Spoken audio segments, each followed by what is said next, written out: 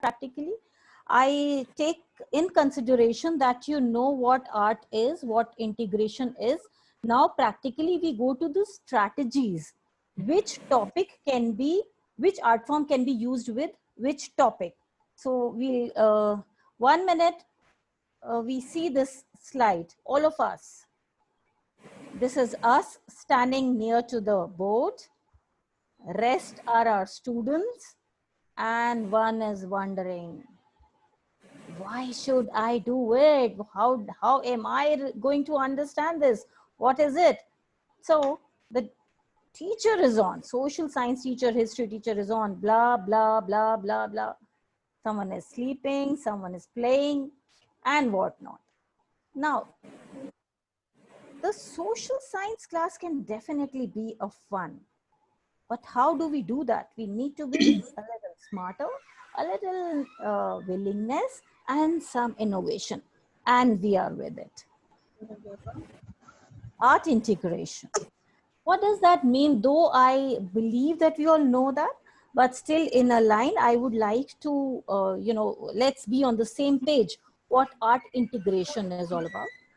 It is an approach to teaching in which students construct and demonstrate understanding through an art form. There are different art forms. So any one art form related to the topic and we are done. This makes the class interesting, interactive, and children, they love, hands-on. So what are the benefits of art integration? Few I've jotted for us all. Develop creative problem-solving skills, creativity. We all are aware, we all are social science teachers, and we all are aware of the Bloom's taxonomy. Yes, so it has 6 levels. So this covers our creative level. Motor skills, linguistic skills, social skills, social science, social skills. We all are creating good citizens. We all are social science teachers and we are creating good citizens. Decision-making skills. This is dimension of learning. The child has to make a habit of mind to make comparative decisions, correct decisions. So correct decision-making skills. Risk-taking skills. The development is all based on risk. When I say I've taken a decision today, I must have taken a decision keeping in mind all the parameters. If this decision fails tomorrow, people will say that it was a wrong decision. If the decision, what I take today and turns out to be very good tomorrow, then people will say, oh, such a wise lady she is. She took the right decision. So decision taken today is always correct. How much you agree to it, how much you know you will execute it, how much you know your children are going to understand through your decision-making process, this is what makes a decision successful or a failure. So all the decisions that we take today are correct. Okay. So this is a risk-taking that I've already told you. Without taking risk, the growth of this world is not possible. And the responsibility of the entire world, entire nation, all the children is on our shoulders. We are in the profession that is the best. So they wait for our nod. Children, they wait for our nod. So here, it's important that children risk and inventiveness. The topmost level of Bloom's taxonomy. The child should be able to invent, create something. Okay, so this is for us all. This is a mommy and a baby. The baby comes back. He has something to tell to mama and mama is all zapped. The child speaks different language and the mother has a different language. How do we all come to the page? Same page. That's how we do.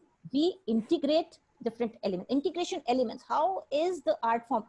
In the last slide, which art form has been integrated? Can anyone tell me?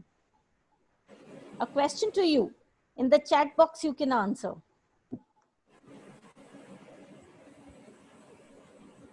Which art form has been integrated? A small fun example. Which skill? Right. The child has become head boy. Yes. Yes. Which integration do you see here? And there is some format he's used.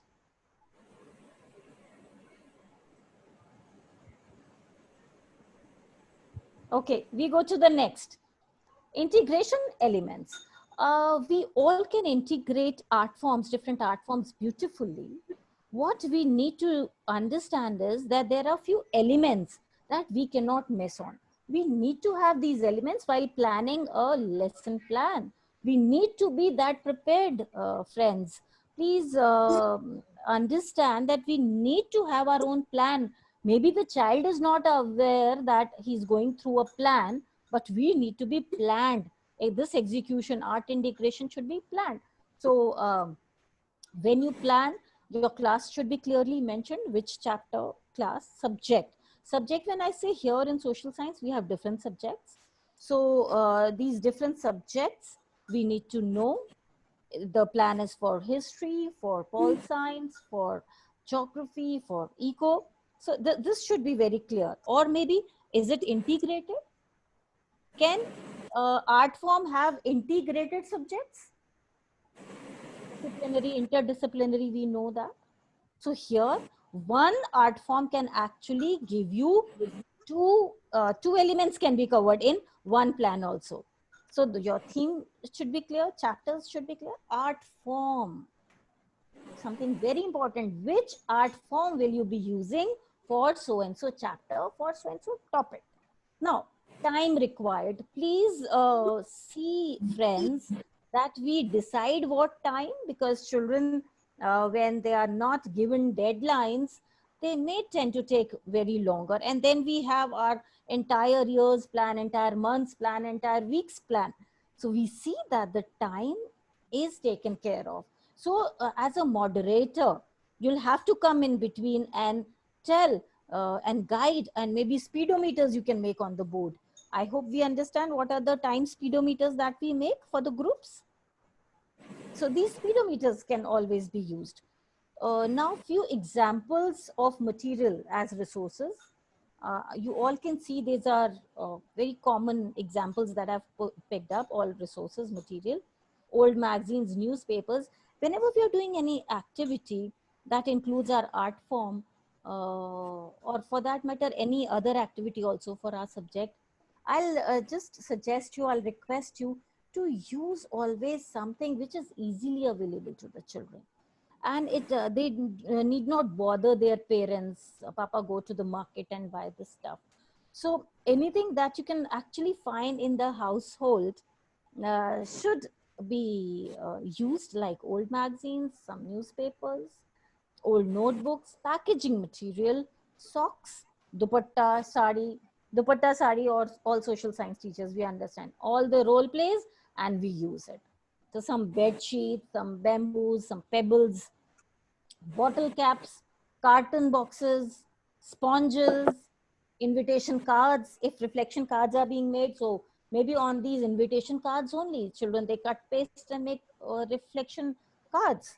So art integration learning, which we call as AIL, is an approach that recommends children working in groups for active engagement and collective learning. So something that we take it as base is that it's going to be a GP, group practice. And can IP be integrated? Yes, I'll tell you. In one of my suggested activities, I'll tell you, GP and IP can also be put together. Okay, so we go ahead with one first very favorite way how we execute our chapter, all the social science teachers, and that is role play. Do we agree to it? Seema ma'am, do we agree to it? Isn't it something that we love doing in all the classes and all the subjects? Completely, Yogita ma'am. Yeah, Yes. yeah. So this is it. So I have just designed one small role play that is a market in Sikkim. This is especially for the Delhi teachers, a market in Sikkim, so that Delhi and Sikkim can be art integrated. So I've just picked up an example wherein we divide the class into 4 groups: subgroup A, subgroup B, subgroup C, and D.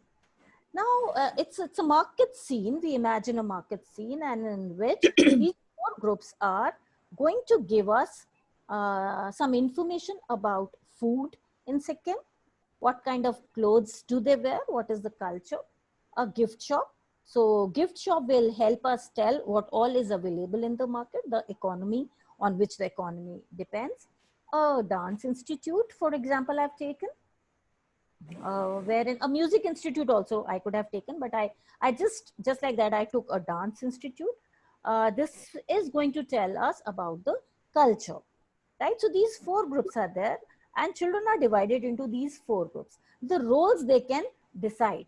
This is leadership quality. You will not assign roles. You can try doing it. You need not assign roles, but you will give an opportunity to the children to divide the roles among themselves. Some can be just, some can be vendor, some can be buyer, some can be a guy who works in the shop, a salesman, someone can be, right? So they will enact a scene group wise. Now, when they prepare their own script, writing skill comes in. When they write their own script, right? And when they execute, the collaborative learning happens. Now, beyond this, what happens? They will enact group wise. Different groups, different group members can be carrying out different roles, as I just told you. The rest of the groups can guess which roles are being played and what the scene is all about. So when group A is presenting, then rest 3 groups are the viewers. They accept, absorb, and then there will be a reflection time. When group B will present, rest 3 groups will be the audience, and so on. Reflection time is very important after the group presentations have happened. So this is the food store that they offer. This is lovely. In the evening, we would love to have it all. So this is the menu card. And what is the learning from group food shop? Food shop learnings. Like what all dishes do they have in Sikkim?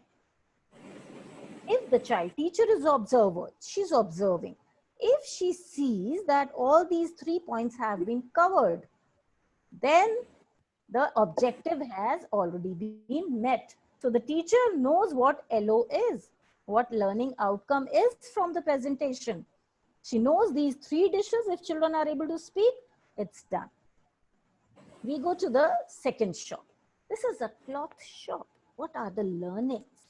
Okay, so we know, but the kids should know now that men, they wear baku with a pair of loose trousers fastened with a leather belt.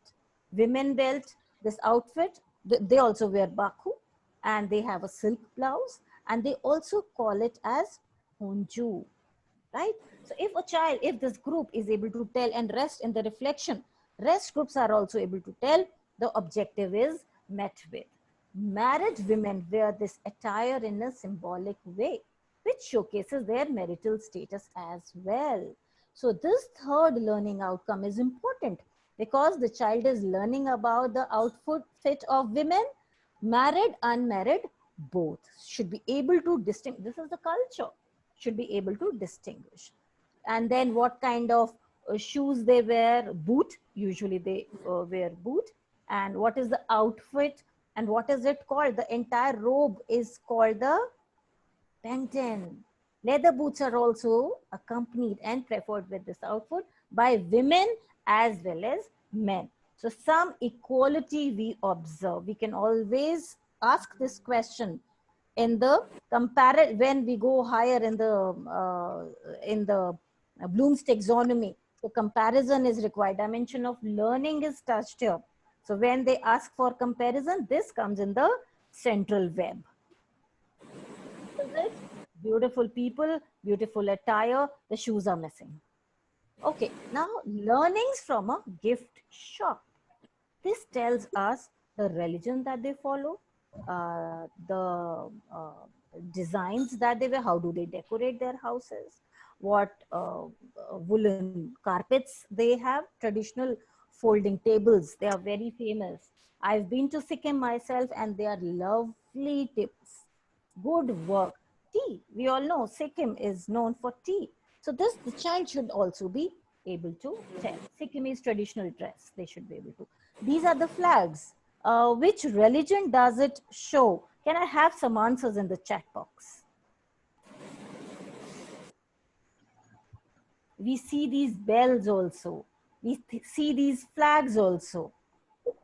Which religion is this? In the chat box, if I may have some answers.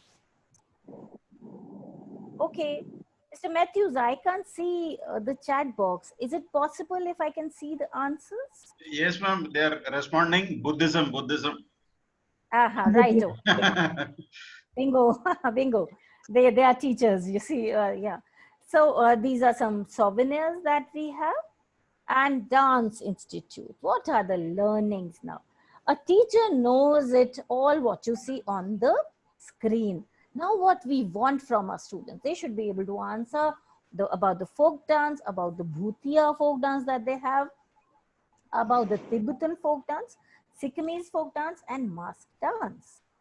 If they know, your rubrics are met with. So some pictures for us to refer. Okay, they are wearing these boots that we were talking about. Right. So this is it, the mask dance. Okay, reflection cards. Friends, teachers, reflection in any activity is very important because the role of the teacher has changed. Teacher is not just going and blah blahing. Teacher is just an observer. She's a moderator. She's a facilitator. So it's important to have reflection cards. These children have done their part, but how do we reflect? Until and unless we reflect and we jot things together, the lesson, the last part, the closure remains incomplete. So we ask here, we are integrating the drawing. So the drawing also comes in, another art form that comes in. This is the reflection cards are whatever the child has learned or the groups have learned, they make a card based on their understanding. I have taken another example here. This can be waste management plant. Let's say there was a visit to waste management plant and different children, they go, they visit, they see maybe teacher is ready with a worksheet there and they fill this worksheet. But whenever there is a visit to a place, to a zoo, to a market, to a waste management plant, for sure, one child will see something, the other child may miss that. The third child may miss something else, rest all maybe he observes. So it's very important that when they come back, they talk to each other, they reflect on what they have learned, so that those who missed, they gain it. That's why reflection cards are very important. Now, we teach throughout the year, we teach this chapter, that chapter, revision, test, what not. But when it comes to the examination, not all children, they perform. They say, ma'am, I forgot. I don't know, ma'am, I learned everything, but I forgot. So what is the way out? We know our memory circles. We know circle number 1, circle number 2, circle number 3, and deep inside circle number 4 and 5. Once anything enters in